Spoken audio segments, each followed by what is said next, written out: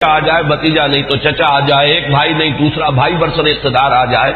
ایک جاگیردار نہیں دوسرا جاگیردار آ جائے، بہرحال وہ اپنا ہی بھائی بند ہے، وہ جاگیرداروں کے مفادات ہی کو پیش نظر رکھے گا، ایک سرمایہ دار نہیں دوسرا سرمایہ دار آ جائے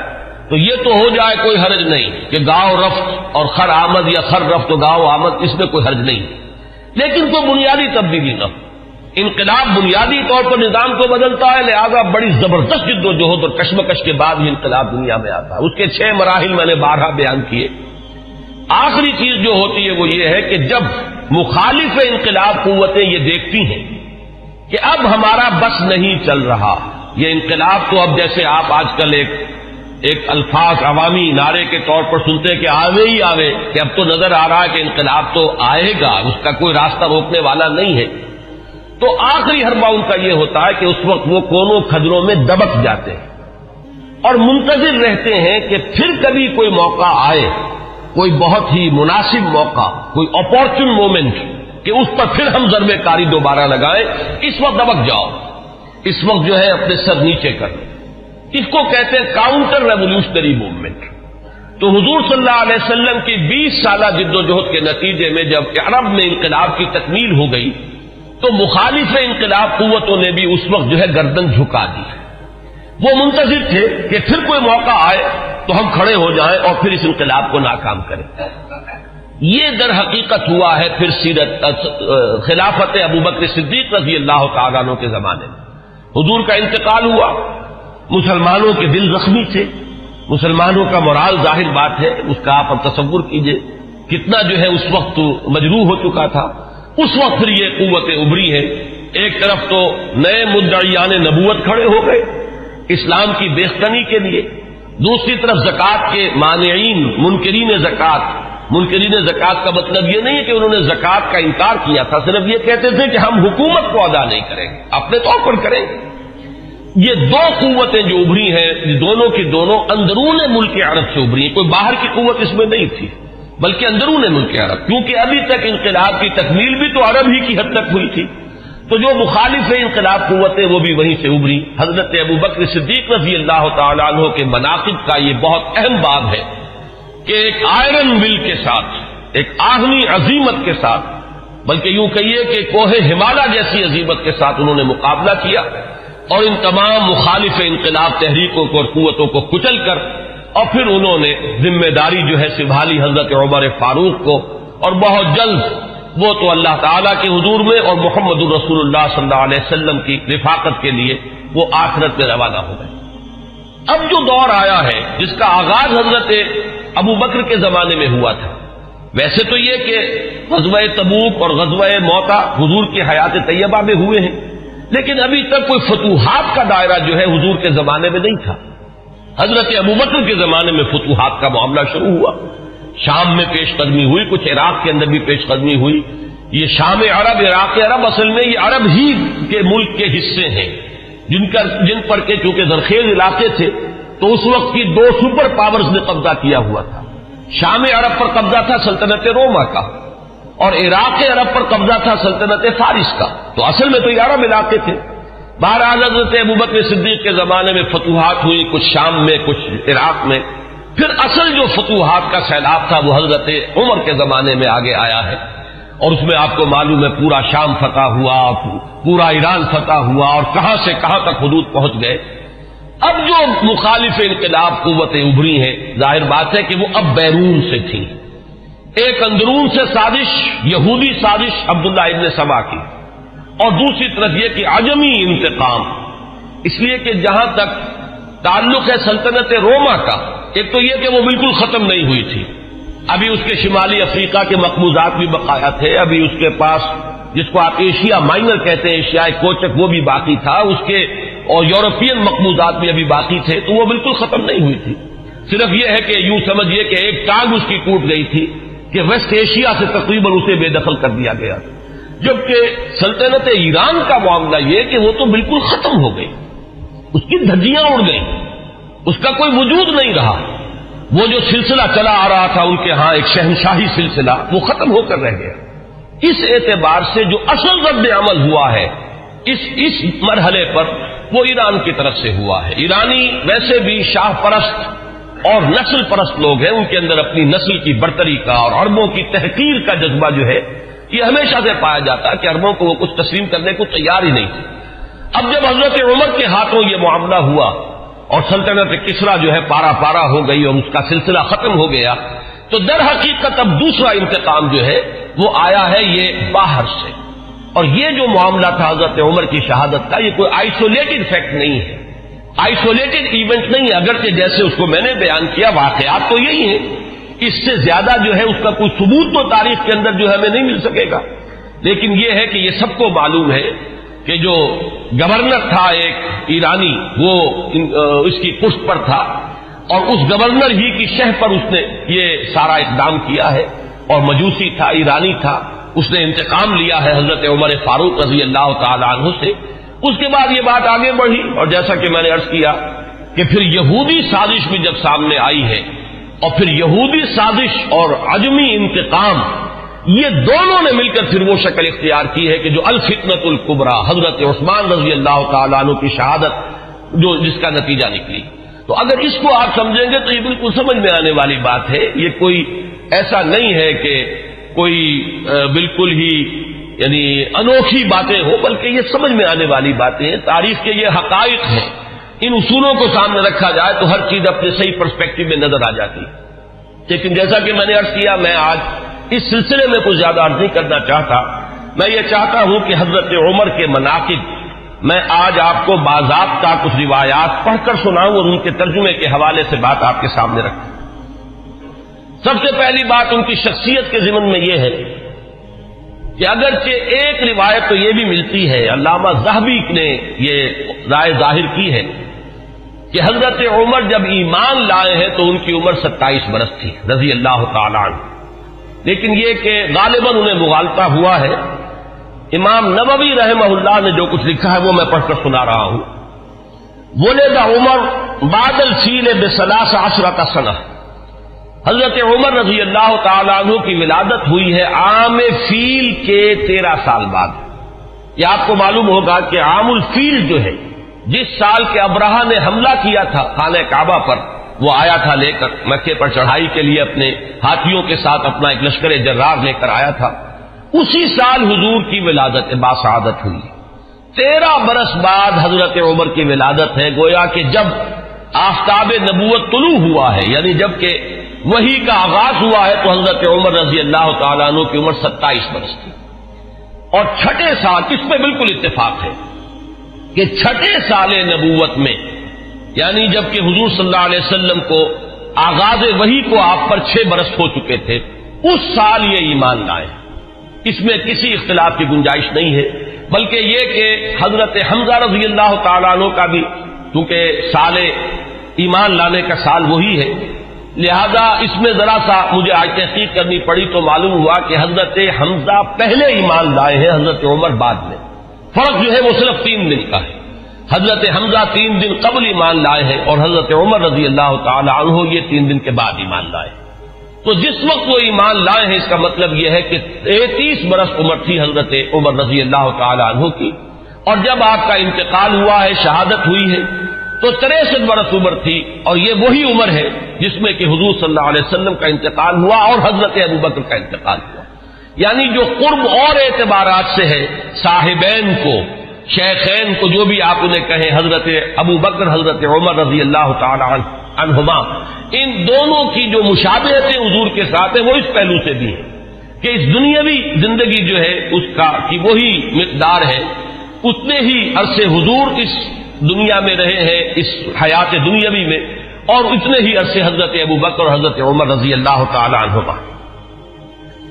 اس کے بعد چند الفاظ جو امام نووی کے ہیں وہ میں آپ کو پڑھ کر سنا رہا ہوں۔ وَكَانَ مِنْ أَشْرَافِ قُرَيْشِ، قریش کے انتہائی جو باعزت گھرانے ہیں ان میں سے ان کا تعلق ہے، یہ بنو عدی سے تعلق رکھتے تھے، اور 8ویں پشت میں حضور کے ساتھ سلسلہ نسب حضرت عمر فاروق رضی اللہ تعالی عنہ کا مل جاتا ہے۔ وَإِلَيْهِ كَانَتِ السِّفَارَةُ فِي الْجَاهِلِيَّةِ، اب ان کا جو مقام جاہلیت میں تھا، اس میں بھی سمجھیے ایام جاہلیت سے مراد ہے اسلام لانے سے پہلے جو ان کا مقام اپنے اس نظام میں تھا جو قبائلی نظام تھا عرب کے اندر، قریش میں ان کی حیثیت کیا تھی؟ تو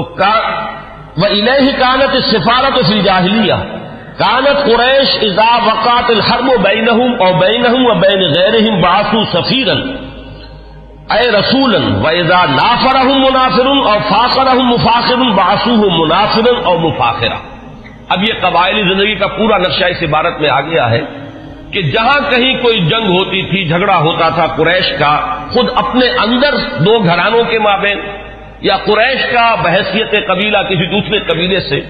تو حضرت عمر کو سفیر کی حیثیت سے بھیجا جاتا تھا، یہ ان کا مقام ہے۔ اور اگر کہیں کوئی مفاخرت ہو جاتی تھی، کہیں کسی بڑے شاعر اور خطیب نے کھڑے ہو کر وہ اپنے قبیلے کے جو ہے مفاخر بیان کیے، تو وہاں پر پھر مقابلے کے لیے بھی، اس تفاخر کے لیے بھی حضرت عمر کو بھیجا جاتا تھا۔ تو یہ ان کا مقام اپنی زندگی میں تھا۔ یہیں پر نوٹ کر لیجئے کہ حضرت ابوبکر صدیق رضی اللہ تعالیٰ عنہ کے بارے میں بھی میں نے آپ کو بتایا کہ اسلام لانے سے قبل قریش میں ان کا یہ مقام تھا کہ دیت کے فیصلے وہ کرتے تھے۔ قبائلی زندگی میں سب سے زیادہ نازک معاملہ ہوتا ہے مقدمات قتل کا فیصلہ، اور ظاہر بات ہے کہ اگر کہیں اپنے گھرانوں کے اندر ہی قتل کا معاملہ ہو گیا ہے تو جان کے بدلے جان کے بجائے اس میں کوشش کی جاتی تھی کہ جو بھی خون بہا ہے وہ دے کر تو جو قاتل ہے کیونکہ اپنے ہی قبیلے کا فرد ہے اس کی جان بچائی جائے۔ اب اس میں تعین کرنا کہ کتنا خون بہا ہو، یہ کام جو ہے حضرت ابوبکر رضی اللہ تعالیٰ عنہ کے سپرد تھا۔ تو اس سے بھی اندازہ ہوتا ہے کہ ان کا مقام اپنے اس نظام میں جو پہلے سے قائم تھا وہ کیا تھا۔ بالکل اسی طرح کا معاملہ جو ہے وہ حضرت عمر رضی اللہ تعالیٰ عنہ کا۔ حضرت عمر کے اسلام کے بارے میں بہت سی روایات آپ نے سنی ہوں گی، اور میں بھی پہلے کئی مرتبہ بیان کر چکا ہوں۔ میں نے جو اس دور میں مزید مطالعہ کیا تو معلوم ہوا کہ بعض روایات اور بھی ہیں کہ جس سے یہ اندازہ ہوتا ہے کہ جو ان کی ہمشیرہ اور بہنوئی حضرت فاطمہ بنت خطاب اور حضرت سعید بن زید رضی اللہ تعالی عنہما، ان کے ساتھ جو واقعہ ہوا،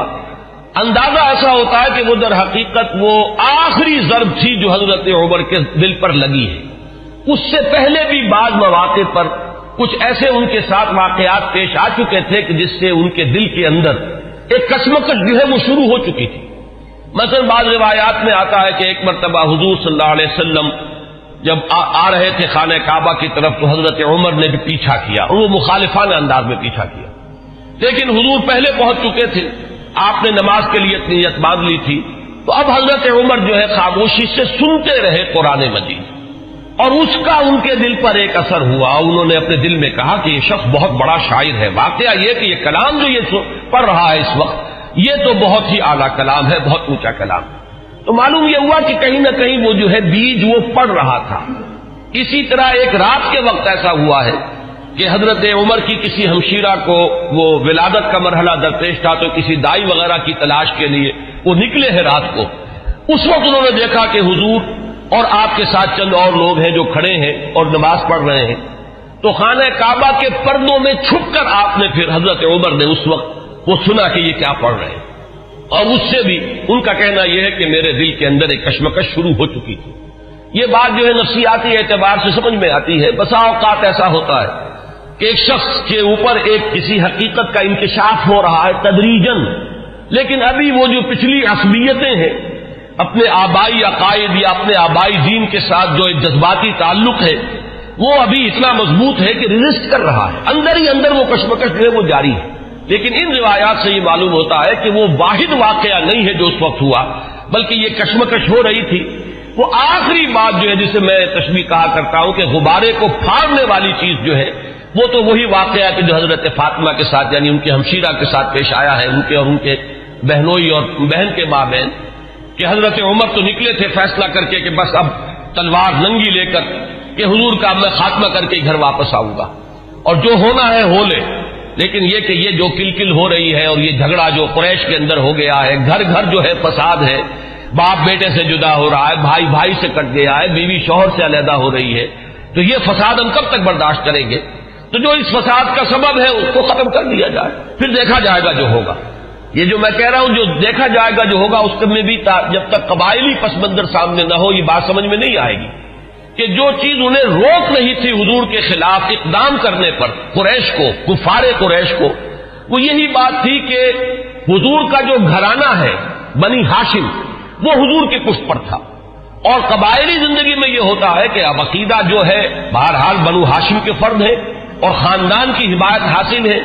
اگر حضور کے خلاف کوئی اقدام کرتے تو بنو ہاشم ان کی مدافعت میں اور ان کے ساتھ جو ہے میدان میں آ جائیں گے. نتیجہ یہ نکلے گا کہ قریش کے دو گھرانے آپس میں ٹکرا جائیں گے یا قریش کے مابین جو ہے ان کے اپنے اندر جو ہے ایک کشمکش شروع ہو جائے گی. اور یہ چیز جو ہے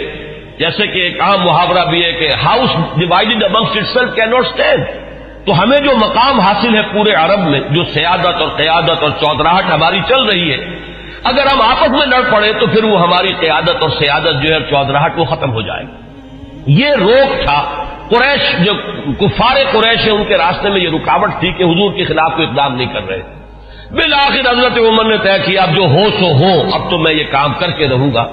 اس وقت وہ چلے ہیں، لیکن یہ کہ درمیان میں بعض روایات میں نام آتا حضرت حذیفہ رضی اللہ تعالی عنہ، اور غالباً یہ ابو سفیان کے بیٹے ہیں جو ایمان لا چکے تھے. حضرت عمر کو معلوم نہیں تھا. انہوں نے جب دیکھا کہ تیور جو ہے بہت ہی اس وقت عمر کے بدلے ہوئے ہیں، پوچھا کیا معاملہ ہے؟ کہ میں جا رہا ہوں کہ آج تو بس فیصلہ چکا کے آؤں گا اور محمد کو میں قتل کر دوں گا صلی اللہ علیہ وسلم. انہوں نے بڑی حکمت سے کام لے کر رخ موڑ دیا کہ تم پہلے اپنے گھر کی خبر تو لو، تمہاری بہن اور تمہارے بہنوں ہی مان لا چکے. اب جو جلال کا عالم ہوا ہوگا عمر کا رضی اللہ تعالی عنہ، اس کا آپ اندازہ کیجئے جس قدر غضبناک ہو کر وہ گئے ہیں. اور دروازہ جو ہے وہ دھڑدھڑایا تو وہ اندر اس وقت جو ہے حضرت خباب بن الارت آئے ہوئے تھے رضی اللہ تعالی عنہ، اور وہ انہیں سورہ طٰہٰ ابھی نازل ہوئی تھی تو میاں بیوی جو ہے حضرت سعید ابن زید اور فاطمہ بنت خطاب جو ان کی زوجہ ہے حضرت سعید کی، انہیں وہ سورہ طٰہٰ پڑھا رہے تھے. تو اسی میں یہ پہنچ گیا، اندازہ ہو گیا عمر ہے. تو انہوں نے چھپایا حضرت خباب کو تو کہ ان کے تو آتے ہی شاید تھر ہی قلم کر دے. میں تو پھر بھی بہن ہوں اور یہ شوہر جو ہے نہ صرف یہ کہ بہنوئی ہے بلکہ چچا زاد بھائی ہے. اس لیے کہ حضرت عمر کے والد خطاب اور دادا نفیل ہی کے بیٹے تھے حضرت زید. میں حضرت اس لیے کہہ رہا ہوں اگرچہ وہ حضور پر وحی کے آغاز سے پہلے جو ہے ان کا انتقال ہو گیا، لیکن موحد کامل تھے وہ، اور ان کے بیٹے حضرت سعید. تو یہ چچا زاد بھائی ہیں آپس میں، تو چچا زاد بھائی بھی ہے بہنوئی بھی ہے، تو کچھ نہ کچھ پاس تو کرے گا. لیکن یہ کہ خباب بن الارت رضی اللہ تعالی عنہ اس کا تو جو ہے سر قلم کر دیتے حضرت عمر. لیکن یہ کہ بہرحال اس کے بعد جو واقعہ وہ آپ نے اکثر نے سنا ہوگا، مارنا شروع کیا، بہنوئی کو مارا، لہو لہان کر دیا. بہن آئی ہے درمیان میں، اس کے ایک تھپڑ زور کا مارا ہے کہ پورا چہرہ جو ہے وہ خون سے آلودہ ہو گیا. اس حالت میں انہوں نے پھر جو ایک عظیمت کا اظہار کیا ہے کہ عمر چاہے تم ہمیں جان سے مار دو، لیکن یہ کہ اب یہ دین جو ہم نے اختیار کیا ہے، جس حق کا دامن ہم نے تھاما ہے، اب ہم اسے اپنے ہاتھ سے دینے کے لیے تیار نہیں. اس وقت اصل میں وہ آخری ضرب جس کو میں کہتا ہوں، وہ آخری ضرب اس وقت لگی ہے حضرت عمر کے دل پر. اور انہوں نے پھر یہ پوچھا کہ کیا پڑھ رہے تھے،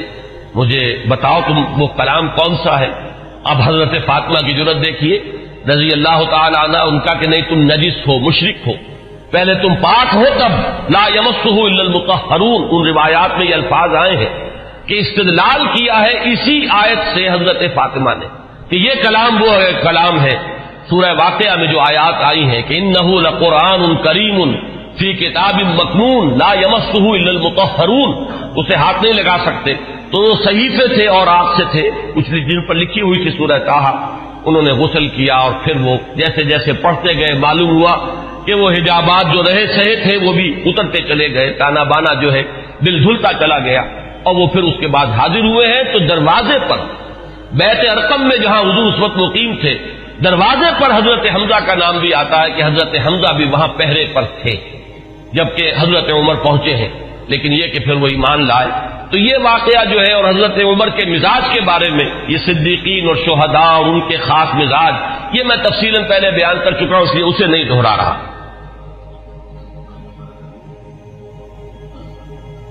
حضرت عمر کا جو مقام ہے صحابہ کرام میں، اس کے بارے میں علامہ سیوطی، بلکہ یہ کہ یہ علامہ نووی جو شارح ہیں مسلم شریف کے، ان کے الفاظ میں اب آپ کو سنا رہا ہوں. هو احد السابقین الاولین واحد العشرۃ المشہود لهم بالجنہ واحد الخلفاء الراشدین واحد اصحاب النبی علیہ الصلوۃ والسلام. اور آخری الفاظ اہم ترین ہیں واحد و کبار علماء صحابت و زہادہم. باقی چیزیں تو آپ کے علم میں ہیں، سابقون الاولون میں سے ہیں. اکثر کا اتفاق یہ ہے کہ حضرت عمر جس وقت ایمان لائے ہیں تو لگ بھگ 40 افراد اس وقت تک ایمان لا چکے تھے، لیکن بہرحال یہ سابقون الاولین میں ان کا شمار ہے. پھر یہ کہ 10 جن کے بارے میں کہ حضور نے صراحت کے ساتھ جنت کی بشارت دی ہے اس دنیا ہی میں، جنہیں ہم کہتے ہیں عشرہ مبشرہ